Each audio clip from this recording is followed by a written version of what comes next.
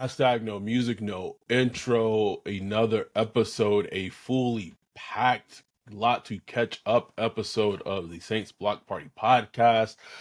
Thank y'all for just sticking with us during this very long off season. Before we get to any Saints stuff, if you are watching this on YouTube, please like and subscribe.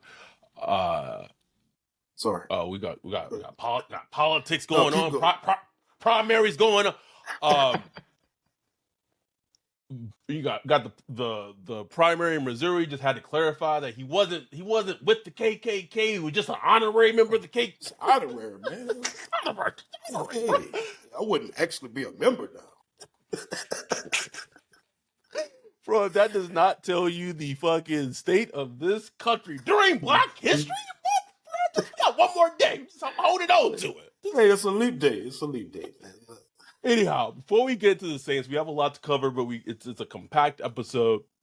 First, I want to start and just give love to our guy Daniel Harper, who has been such a fixture of the international scene for Saints fandom.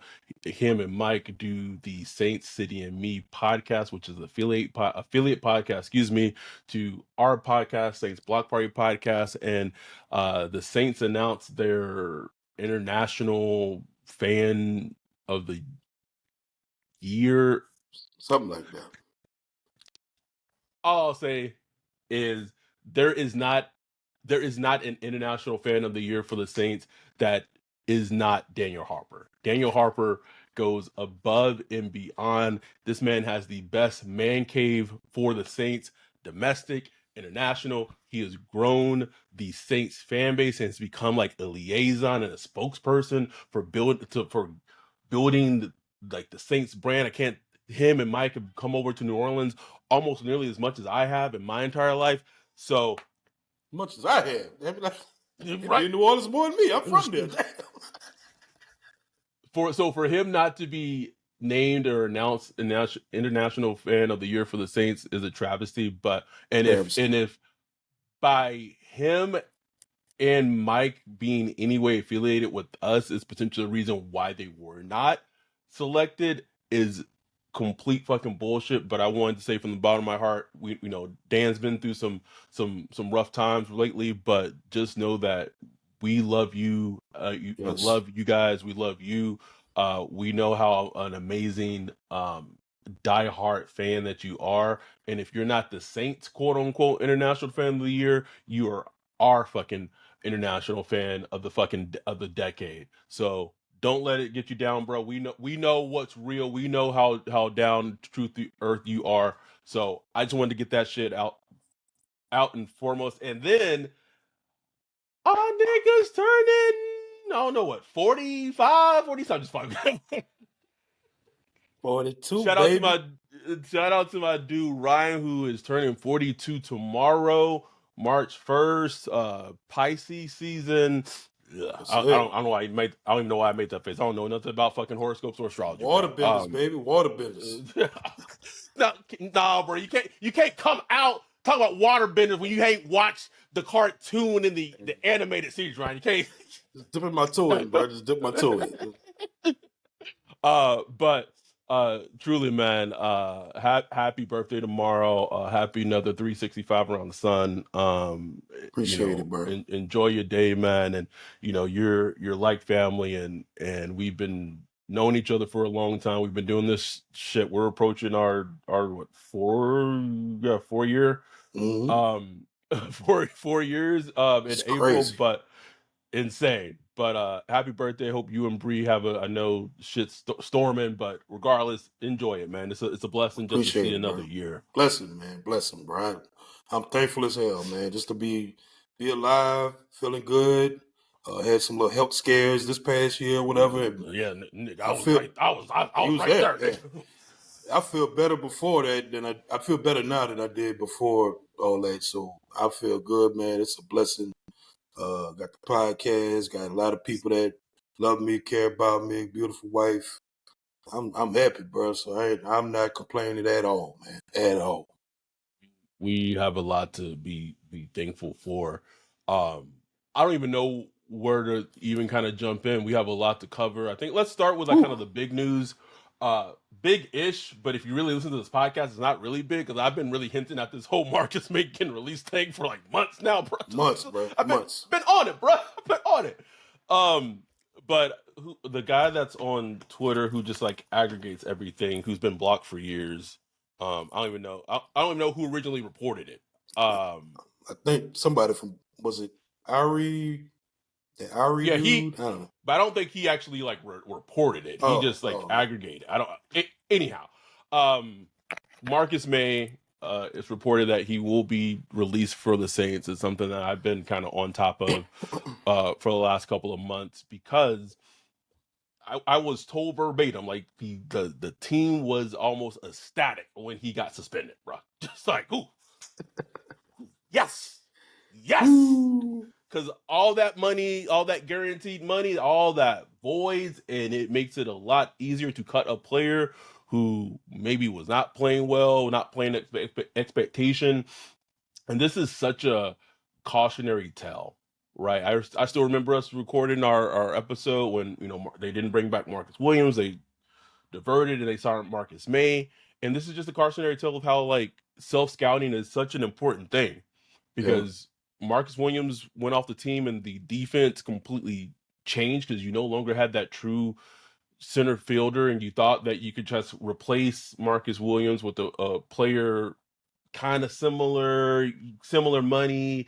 You let Marcus Williams go for $1 million, and then the player that you brought in, who was also coming off injury and also coming off like a DUI, mind you, did not live up to expectation, and you shelled out that money and luck. And I guess for the team's sake, he got suspended, and it kind of alleviates them a little bit because it's an easier cut to make. But self-scouting, man, self-scouting is crucial. What's amazing about it is it was like a repeat of the whole Malcolm Jenkins thing. Like, even though they went out and got Jarvis Bird, they felt like Bird was an upgrade to Malcolm Jenkins at the time. And look, a lot of us did too. Like, we was happy for Bird. You know what I'm saying? Happy. But they at least, even Sean Payton was readily to admit afterwards, like, man, we goofed. We goofed. We shouldn't have let Malcolm Jenkins go. He went on to the Eagles and really elevated and became like a true, Pro Bowl level, all pro type level safety. And when the Saints had a chance to bring it back, they did. They paid him money, no problem. And, retired a Saint. And they just did the same thing with Marcus Williams. You know what I'm saying? It was the same thing. You had a true rangy, which type of safeties that they don't come out of college like that so much hard anymore. To find, you know what I'm saying? Ryan. Hard to find, bro. And they just, over what, $1-2 million? Just think they would have kept him. They could have went out and drafted or found like a strong safety or something like that. And that, you had a nice little thing, but nope. Let me throw this one at you. How could you imagine if? And it's crazy because Marcus Williams still has like in his first season with the Ravens, he still has like more interception and more impact plays than like Marcus May has ever had with the Saints. But imagine they had just kept Marcus Williams, and then instead of drafting Trevor Penning, they had drafted Kyle Hamilton and Chris Olave and Kyle Hamilton that draft. That changes perspective, doesn't it? That changes perspective a lot. Here's the crazy thing. I'm not even 100% like, I don't think it's out the realm of the possibility if Marcus Williams is a cap casualty for the Ravens. They might like, you know what, let bygones be bygones to bring him back. It is not out of the realm of the possibility for that to happen. But like our boy brought up in our Discord, Demon Time, he's like, that'd be admitting a mistake from DA and Mickey's. And do they have it in them to say the gumption? The gumption to be like, yeah, we goofed. I don't know. Sean Payton did. I don't know if they got. To a degree, aren't they already doing that with Trevor Penning? Whether they're wrong or right. That's true. We'll see. Let's go, but let's deviate. Let's talk about these report cards, these NFLPA report cards that came out. So this is what the second year that they've started to do this, and I love it. Right. I also find it like hilarious that like the Chiefs have like Fs, like kind of like the worst owner. I know. I know Clark Hunt. Like we got Patrick Mahomes. Y'all can shut the fuck up. Like shut up. I don't care. Don't care.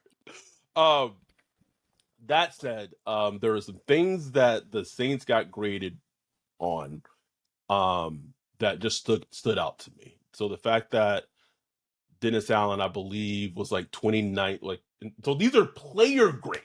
These are the PA. These are players, not us who have a podcast, not talking heads, players on their respective teams, or maybe even former players. But the Saints, Dennis Allen was 29th overall out of 32 NFL coaches. The three coaches that had worse grades than him was Josh McDaniels, Arthur Smith, and I'm blanking on one. Ron Rivera. Ron Rivera. Nope. So he was the lowest graded active head coach. Yes. That man 24 and 46. Okay.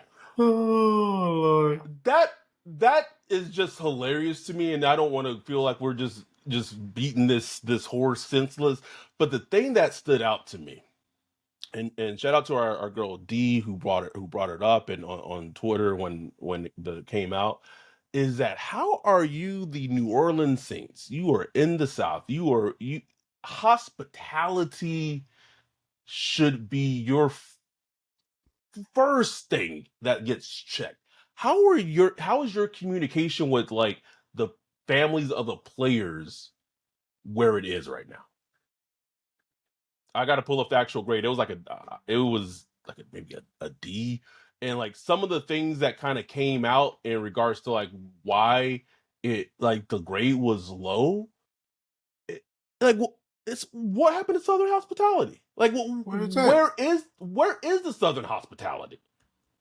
And unfortunately, it's like a new thing they're doing, so we can't like look historically how it was. But I know years past, like under Sean Payton, I remember players would comment often how well family was treated and how, they made time for family to come during practice, made time after games and all that stuff. Always took care of the family, logistics and all that stuff. So I can't say not the logistics. The logistics of the situation. So I can't say whether it's gotten worse or better, but just seeing that, man, it's like come on, man, we could do better than that, bro. Especially with stuff that's fixable stuff. Like that's easily fixable stuff, Like that's in their control. That doesn't cost millions of dollars. It don't that's easy stuff. That's just it's effort. Like if you scattered a prospect, like you look and see like is this player trying, right? Like that's the thing. Is this player trying? It's like if you're low in that area, it's like are y'all trying?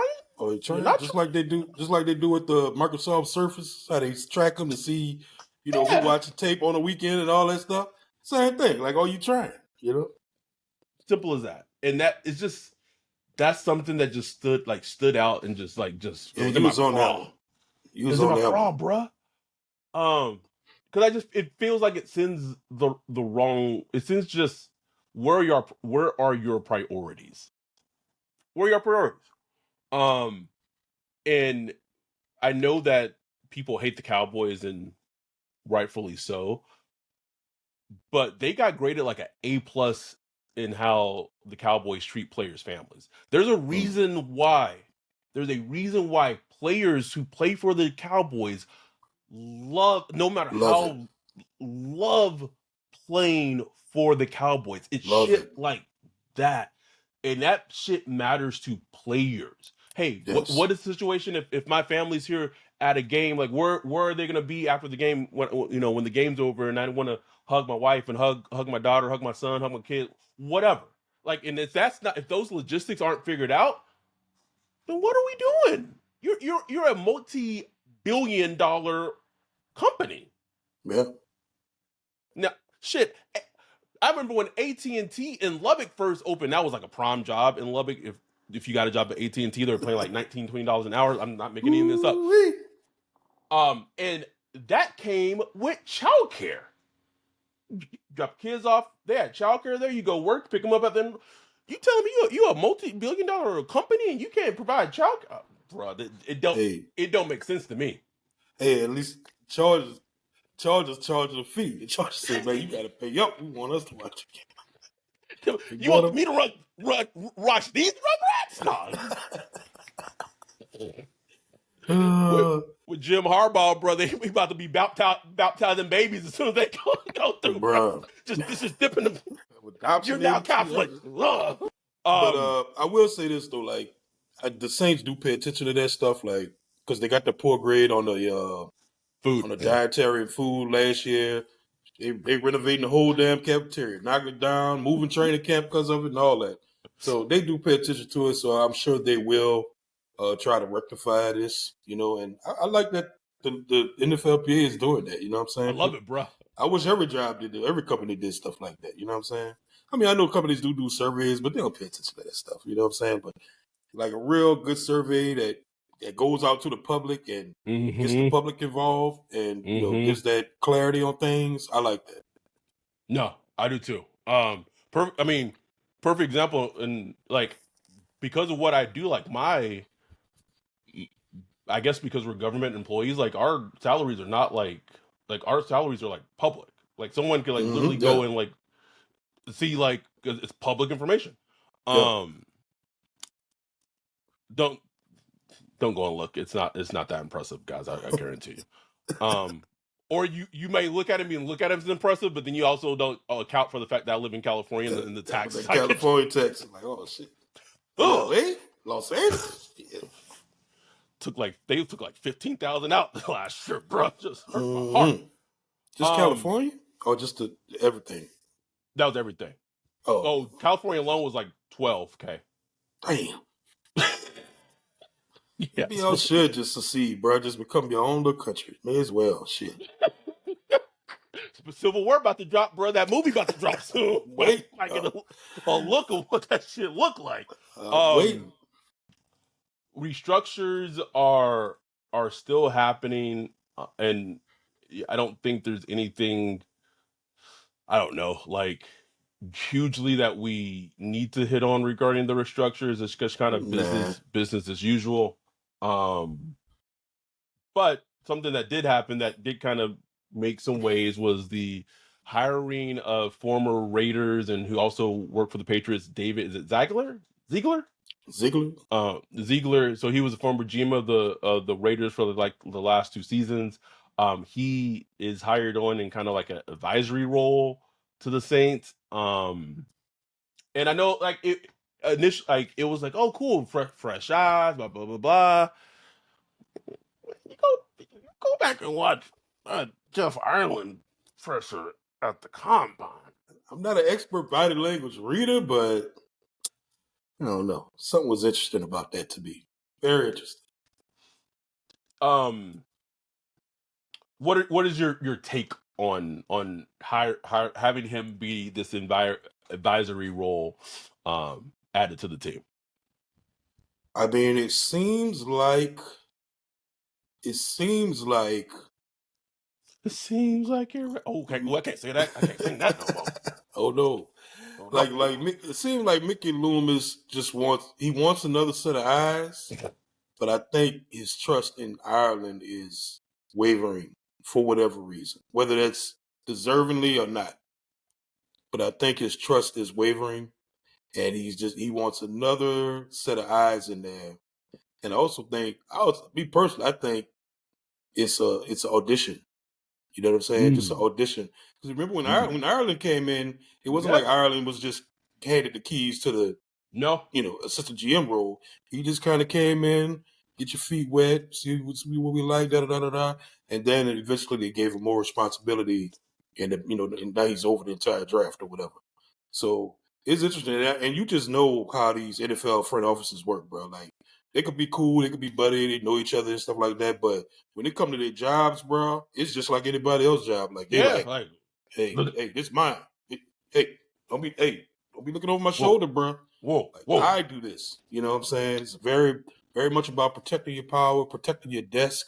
Your desk says, yep, as you said, man. So it's interesting. It's something fascinating to me. I like the idea of bringing other people in to put their eyes in, but it also adds just a little stink into the whole stew. You know what I'm saying? And the funny thing is, if there's an organizational, I don't know.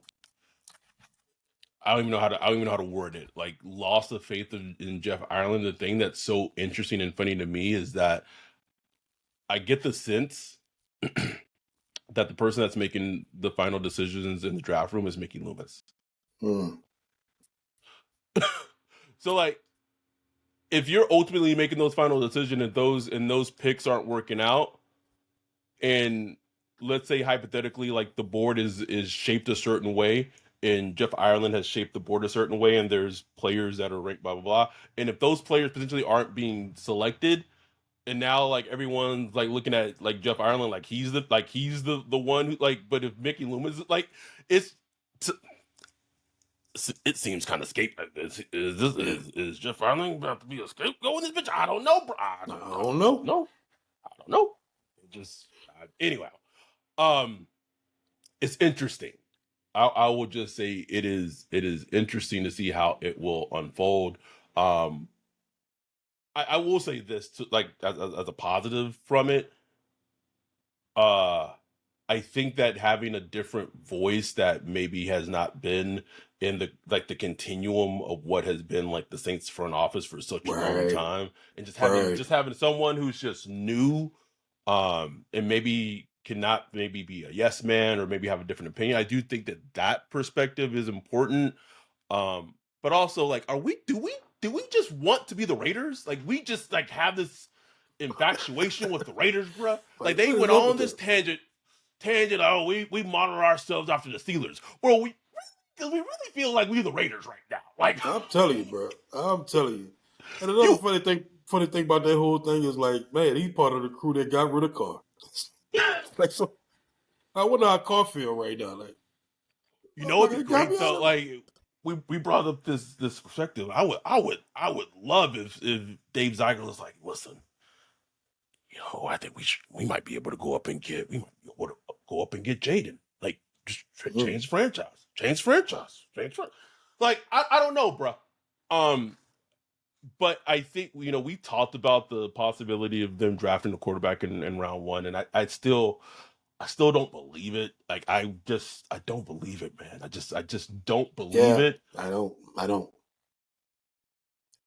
But I will say that I do not think it's impossible. That's it. I'm not. I have to see it. I gotta see it. I gotta see it. Like it hasn't happened since Archie Manning, so I gotta see it. The first, not will they draft a quarterback? I could believe it, but in the first round, yeah, you just I will fall on the floor on the pie. If we live streaming or if we at the draft party or whatever, I will fall on the ground if they do something like that. You talk about content for us, bro. Just like an old lady in church, bro. Oh, you can't who it is. He be Bo Nix. He be Bo Nix. I go, Don't put that out there like that. Don't do it. Do it. I'm in, bro. I don't care who it is, bro. Now the thing out that would just set the entire draft party live stream off. You just that Florida league just come up at 3, bro. Like, see the boy, everybody's standing up. You hear me? Everybody's standing up.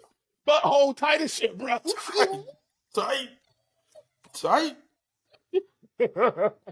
would love it. Listen, if they go up and get one of the 3, and I haven't even watched enough Drake May to really have a solid opinion on him.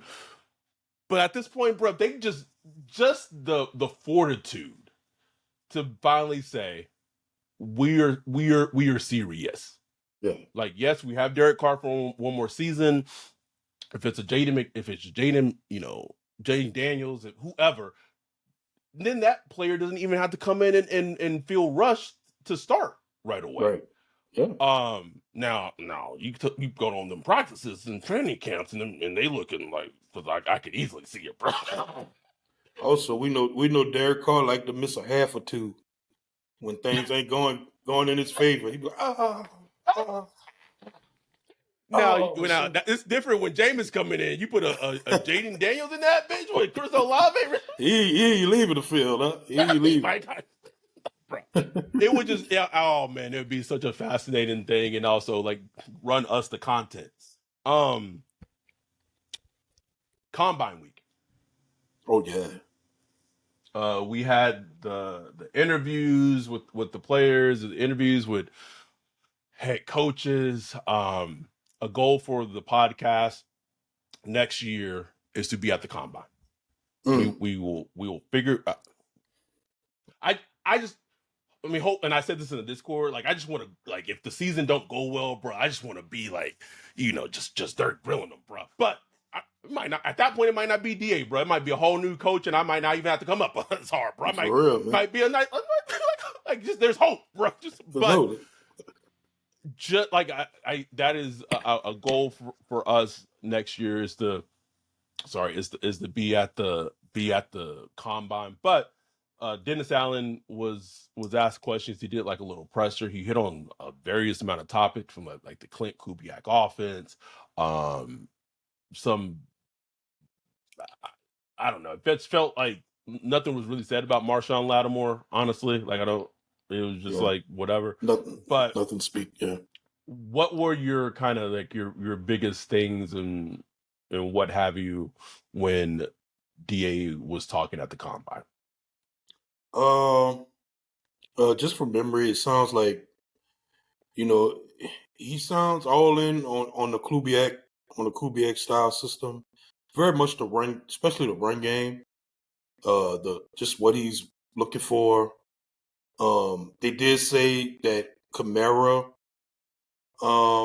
like came in and met with the team or whatever, met with the new offensive staff or whatever. So, and he's like locked in and he's ready to go. That's like a positive to hear.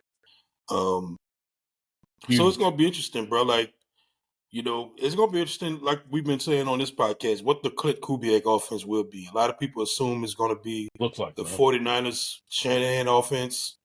I'm 100% sure he's gonna take some things from that offense. How much we'll see, and you can't just take things from the offense because I mean the tape is out there. Everybody will be taking things from the Kyle Shanahan offense if they just could. You have to develop that stuff. You know what I'm saying? Over time, Kyle Shanahan has developed that stuff over years and years. I mean, going back to the Broncos days and the Texans days and the Washington days and all that stuff.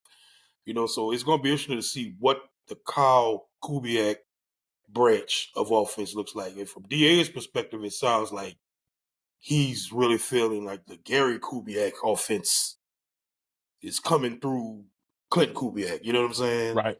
Like he even talked about, like, man, he expect Gary to be coming through every now and then just to, if you need to call him up. I'm like, man, chill out, man. Let Kubiak run his thing, man. He got called pops up in here, but I get it. Ain't nothing wrong with that. But other than that, it wasn't much. Like the Lattimore thing was interesting because he basically just said, yeah, Lattimore is a part of the Saints football team.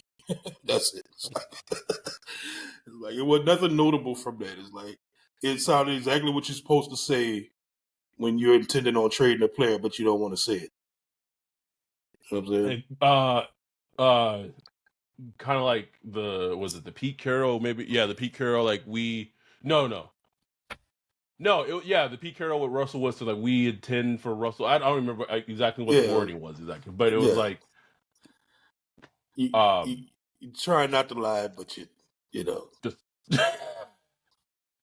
something I will say though, and I've been thinking about this because everyone's kind of like tying a left tackle pick to the Saints in the draft, and even I think Jeff Ireland kind of commented on how there's good left tackles in this draft, and I don't know if this is something that will play largely a factor into things, but I'm going to read you the starting five of the San Francisco 49ers offensive line this past season. Left tackle, Trent Williams. Left guard, Aaron Banks. Center, Jake Brindle. Right guard, Spencer Buford. Right tackle, Colton McClevitz. And then at times, John Feliciano actually took over for Aaron Brings at guard. What is the theme of that offensive line, Ryan? No idea. Tell There's me. only one first rounder selected on that offensive line, and it's no surprise that the one first rounder is at left tackle. But I Yeah. think the point I'm trying to make is because there's so many unknowns,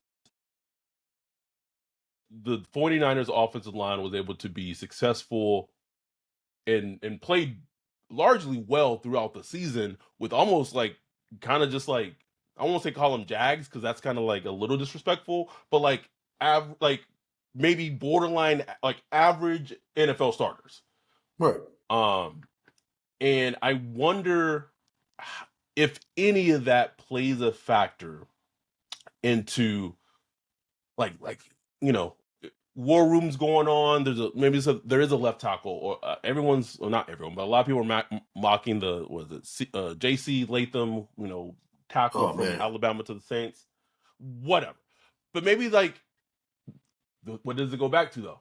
Self scouting. That's why it's so crucial. Maybe Clint Kubiak sees the talent on the offensive line. He's like, no, we don't need.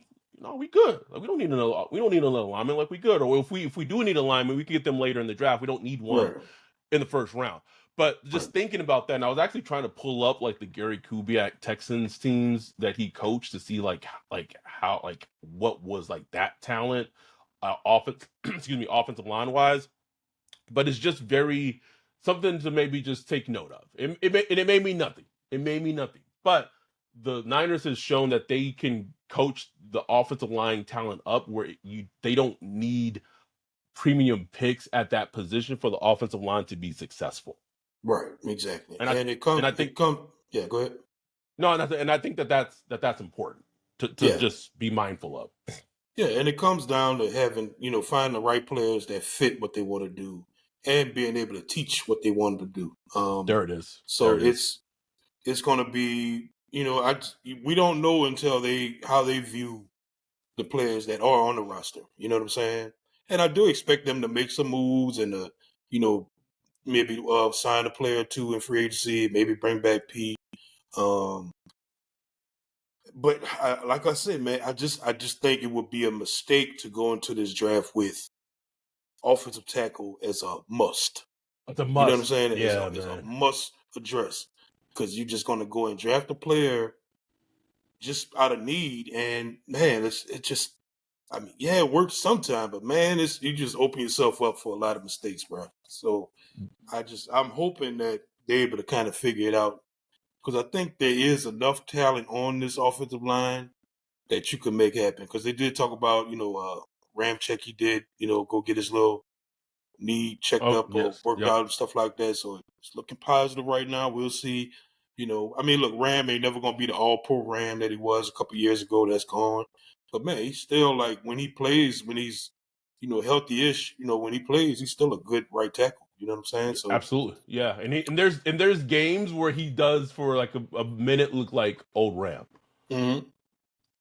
So I'm just going through these Texans teams that Gary Kubiak coached, and the only first rounder that they picked on the offensive line that I'm at the 2010 Texans and Gary Kubiak coached starting in 2006. The only first round that they drafted was Dwayne Brown.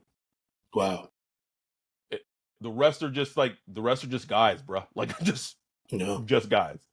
So anyway, maybe they look at it as that the scheme that they run helps the offensive line men. Anyhow, let's close out. Like I said, this is a compact show. Let's close out. We're talking about the combine. The big guys, the defensive line, defensive tackles ran today. You had Latu, you had Dallas Turner, Chomp Robinson, Jarrett Verse, all of them ran. it's this. I mean, I got to watch more, and I just haven't had time, and I do intend to watch more. But at this point, man, it's like if we're not training up for a quarterback, and if we're not drafting Brock Bowers at 14, if you just get me, and I think probably Dallas Turner has more than likely like exceeded, like he's not going to be there at 14. It's Probably not, man. it's not going to happen after a combine like that. But if you could give me Latu or Dallas Turner at 14, man, Good. I'm good, bro. I'm good. Good, man. Good, bro. Like I understand the fears with Latu. I tweeted about today, and everybody was just like, "Man, but that medical though, that medical." I'm like, man, like let them worry about that shit. Like, like And it's like they have drafted players with medical issues that like you could even see the talent, bro. You'd be like, right? Yeah, but exactly. at least with like it jumps off the screen. Like, look, DJ said himself, he's the most skilled pass rusher in this draft. Skilled pass rusher, not just all athletics, which he have. He has the athletic traits and all that stuff that He meets the does. Saints. The Saints prototype. He has the skills, the hand usage, the dip and rip and all that stuff. He got the hunger and tenacity and stuff like that. He's a Man, dog, listen, bro. give me. I mean, I know when I watch these players, especially pass rushers, um, and it doesn't work every time, but usually the ones you see it so quick.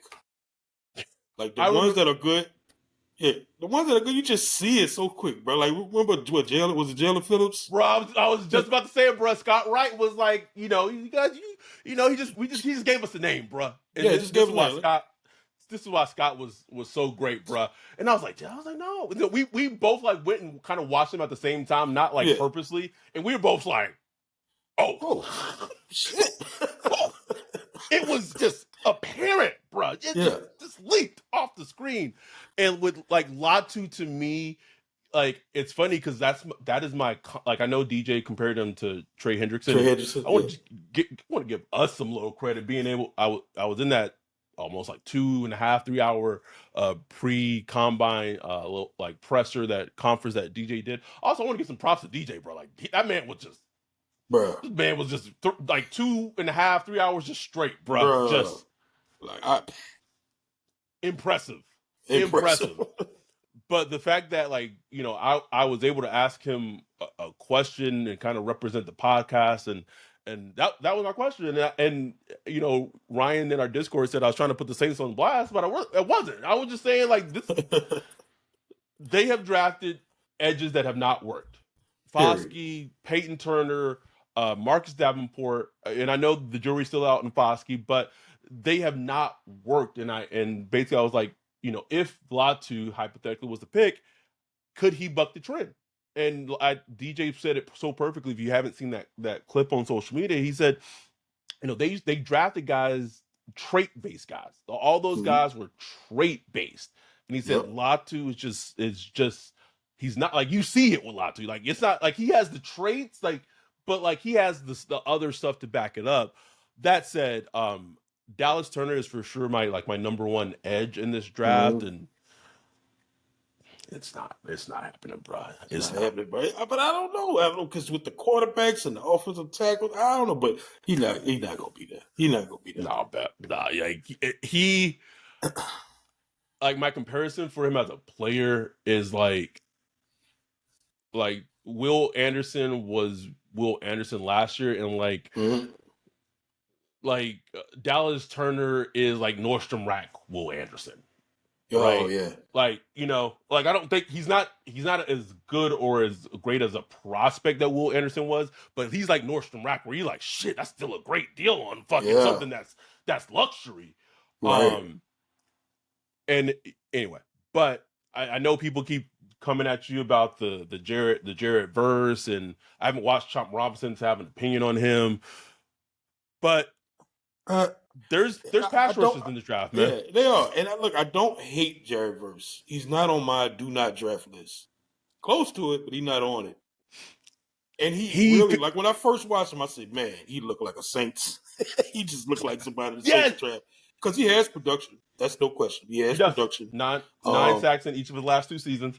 Yep, he's going to meet their athletic profile.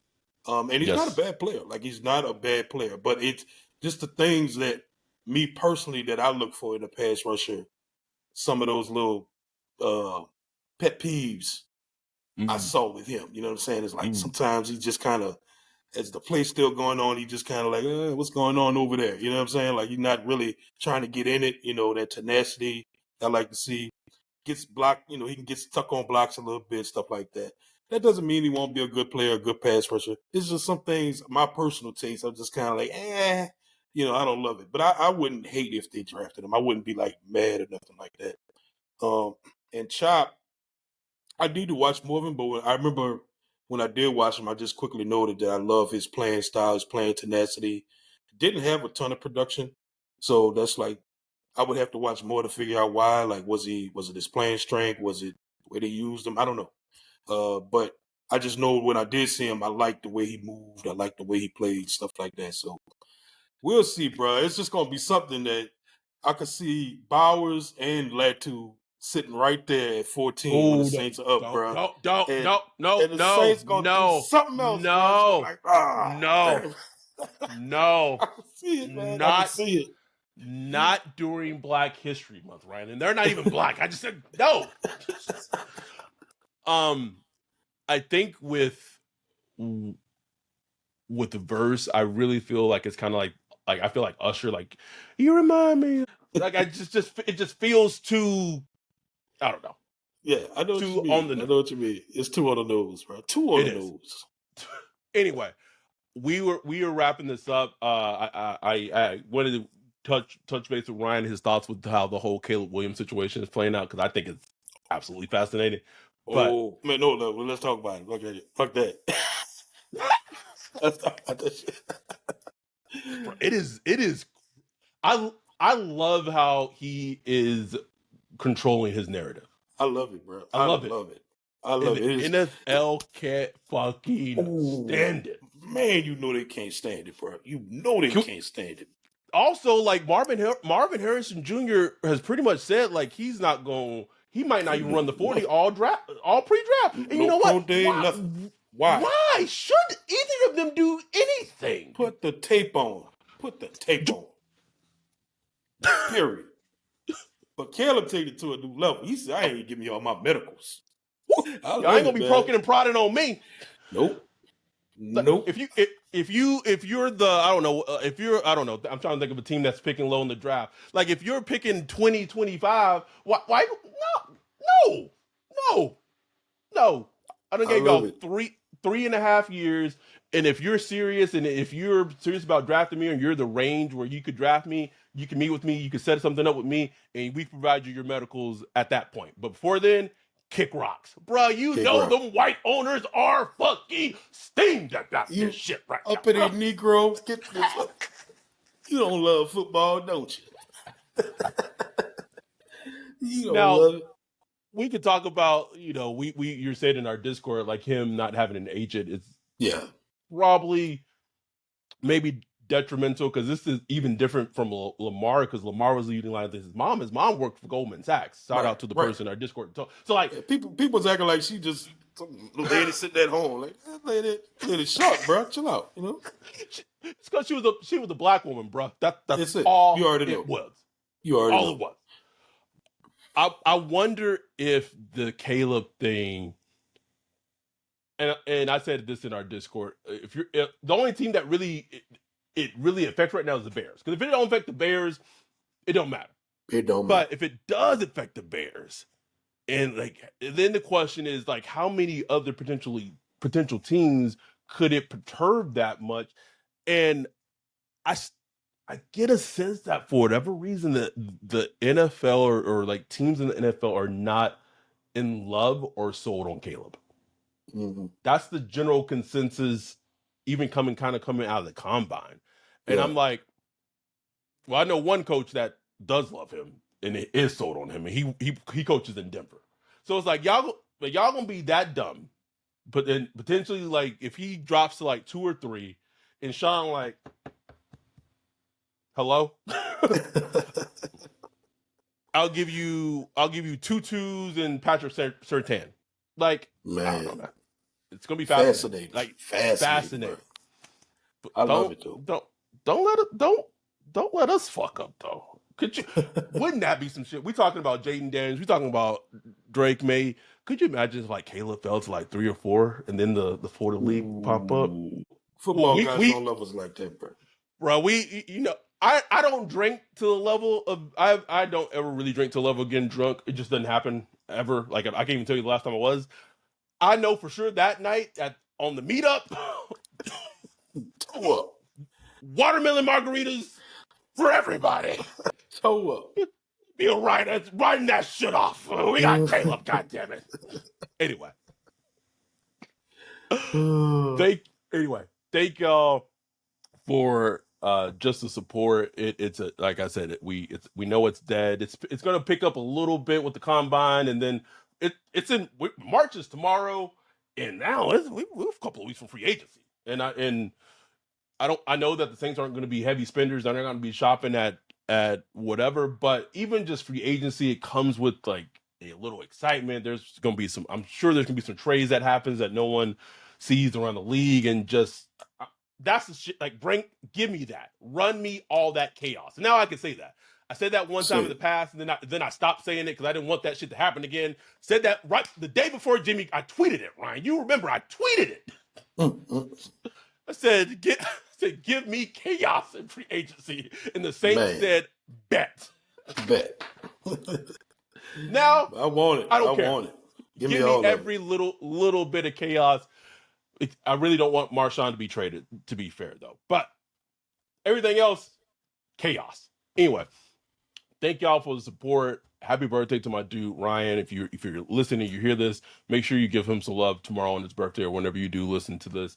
We'll be back probably more than likely next week. We're probably not going to do a live show because it is Ryan's birthday weekend. But we appreciate y'all for just hanging in there and just being dope people and just supporting us. And we can't express how much that it truly means to us. Last thing, I will work on figuring out how we will start doing the RSVP for the draft party in New Orleans on the 25th of April. We don't know if I don't know what I'm going to use. Eventbrite doesn't work anymore. I guess you can only do so many events through Eventbrite until you start having to pay for it. So, so we'll find out what we will do in terms of getting the RSVP. But being that it is almost March, tomorrow we will start putting that out so we can start getting a head count of how many people are going to be at the draft party in New Orleans on the 25th. But thank y'all so much. We love y'all. We appreciate y'all. We'll be back next week. More combine, more happening in the league, things for the Saints, anything, everything. We got you guys covered. With that, we're out. Peace.